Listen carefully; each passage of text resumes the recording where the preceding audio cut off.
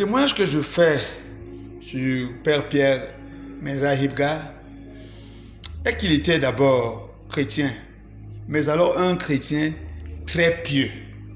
C'était un homme de science. Nul n'ignore qu'il a parcouru les grandes universités de ce monde pour transmettre le savoir. C'était un homme de foi. Un homme d'une foi à une autre pareille. Il a mis en pratique l'amour de Dieu révélé par Jésus-Christ. Nous savons tous qu'il a passé la plupart de son temps à prier pour les bien portants et aussi les malades. Le ministère de malades qu'il a accompli, c'est naturellement un acte fort d'amour. On peut dire qu'il était un médecin de corps et des âmes. Père Pierre Menrahibga, c'était un homme à une autre dimension spirituelle, de telle manière qu'il est demeuré et mort vrai. C'était un monsieur qui savait dire la vérité devant tout, devant n'importe qui. C'était un homme très aimable.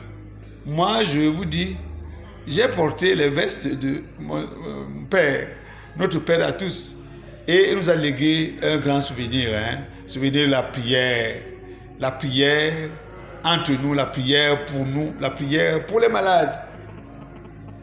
Et je puis dire qu'aujourd'hui, où il est auprès du Père, nous ne saurons, nous, les êtres humains, lui donner les qualificatifs qu'il faut. Nous savons tout de même qu'il était un homme bon. Voilà, merci. Jean d'Arc Nessomsi, membre de la fraternité Ephata.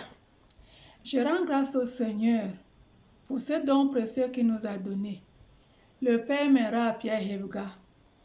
Par lui, plusieurs brebis égarées sont rentrées dans le troupeau. Il a réveillé en nous une nouvelle Pentecôte, que son âme repose en paix dans la félicité. Ce qui m'a marqué du grand homme, du révérend Père Ebga, c'est que il réussissait à marcher à pied du centre universitaire catholique jusqu'au campus à pied en priant le chapelet. Voilà un grand intellectuel, un multi-docteur qui prie le chapelet en route. Ce qui est très difficile pour le chrétien commun de montrer.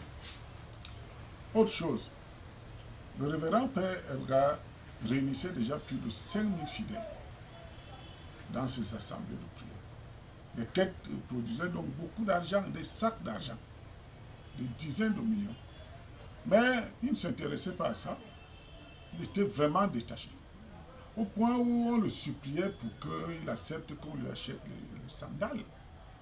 Hein? Il ne voulait même pas qu'on lui achète les chaussures, mais on le suppliait.